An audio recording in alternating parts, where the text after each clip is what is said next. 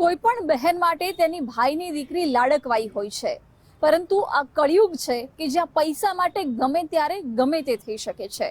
આ વાતની સાબિતી પૂરતી ઘટના ઘટી છે રાજકોટમાં, જ્યાં સગી ફઈએ જ પૈસા માટે ભત્રીજીનું અપહરણ કર્યું।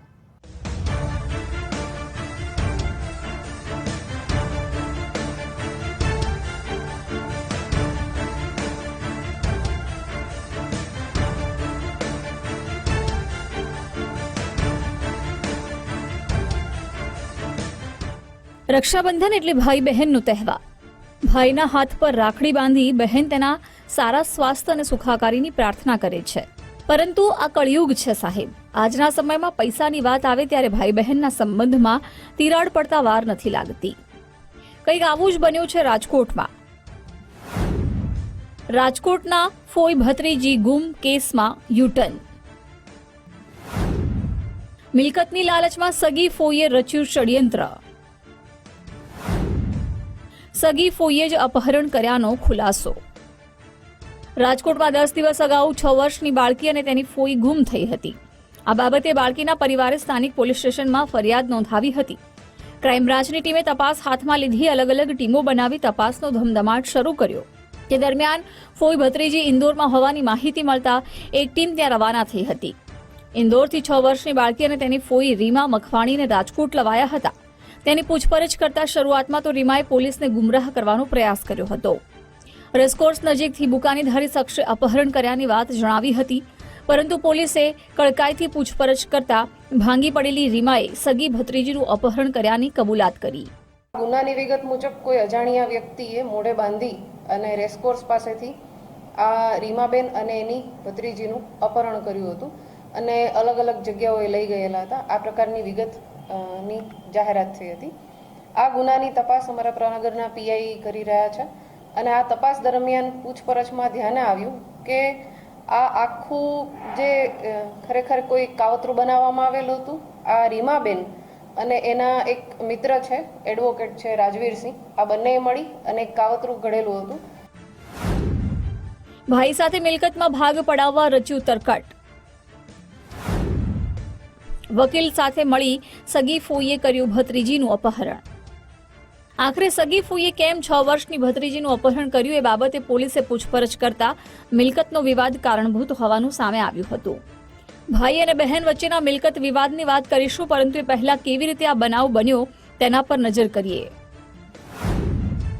તારીખ 24 જુલાઈ 2025, સ્થળ રેસકોર્સ રાજકોટ। ફોઈ અને 6 વર્ષની બાળકી ગુમ। રીમા મખવાણી તેની 6 વર્ષની ભત્રીજીને ગાડીમાં લઈ નીકળી હતી ત્યારે રેસકોર્સ મેદાન પાસે એક શખ્સ મોઢે રૂમાલ બાંધી આવ્યો અને છરી બતાવી ફોઈ ભત્રીજીનું અપહરણ કરી લીધું હતું। પ્રદ્યુમનનગર પોલીસ સ્ટેશનમાં પરિવારે ફોઈ ભત્રીજીના ગુમ થયાની ફરિયાદ નોંધાવી હતી। એ પછી રાજવીરસિંહ ઝાલા નામના શખ્સે બાળકીના પિતા રિયાઝને ઇન્ટરનેશનલ કોલ કર્યો હતો, પરંતુ રિયાઝે ફોન રિસીવ કર્યો ન હતો, જેથી રાજવીરે તુમ્હારી પત્ની ઓર બેટી હમારે કબ્જે મેં હૈ તેવો મેસેજ કર્યો હતો। જો કે પોલીસે ફોઈ ભત્રીજીને શોધી લીધા ત્યાં સુધી રિયાઝે આ મેસેજ જોયો ન હતો। તો બીજી તરફ ફરિયાદ નોંધાઈ ત્યારથી પોલીસને રીમા પર શંકા હતી। તેના આધારે તપાસ કરતા રીમા તેની ભત્રીજી સાથે ઇન્દોરથી મળી આવી। પોલીસે પૂછપરછ કરતા રીમાએ તેના ભાઈ રિયાઝ સાથે મિલકત વિવાદ ચાલતો હોવાનું જણાવ્યું।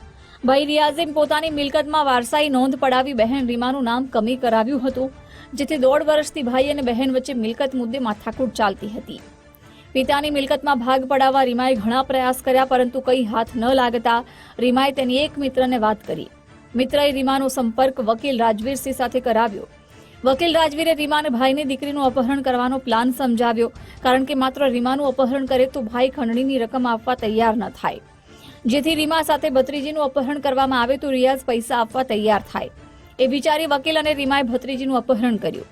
રાજવીરે ખંડણી માટે પહેલા ફોન અને બાદમાં મેસેજ કર્યો। ત્યારબાદ રિયાઝે ફોન કે મેસેજ ન જોતા પૈસા પડાવવા રચેલા પ્લાન પર પાણી ફરી વળ્યું। ફોઈના અસલી ચહેરો છે બેનકાબ થઈ ગયો।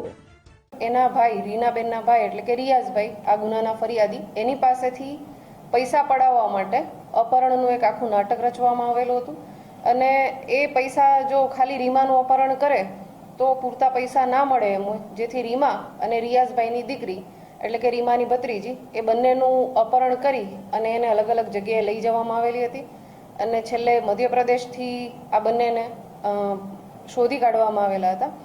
આમાં રીમા અને રાજવીરસિંહ બંનેનું એક કાવતરું ઘડ્યું હતું, જેથી આ અપહરણના ગુનામાં કાવતરાની અને સગીર વયની બાળકીની અપહરણની પણ કલમો ઉમેરવામાં આવેલી છે. આ કેસમાં આરોપી વકીલ રાજવીરસિંહ હજુ પોલીસ પકડથી દૂર છે, જેને પકડવા માટે પોલીસની ટીમ કામે લાગેલી છે. પરંતુ અહીં સવાલ સંબંધોનો છે. ભાઈ અને બહેનના સંબંધ કરતાં અહીં મિલકત અને રૂપિયાની કિંમત વધુ છે.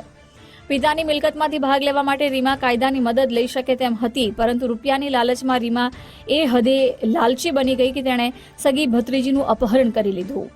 રહીમ લાખાણી, ગુજરાત ફર્સ્ટ, રાજકોટ.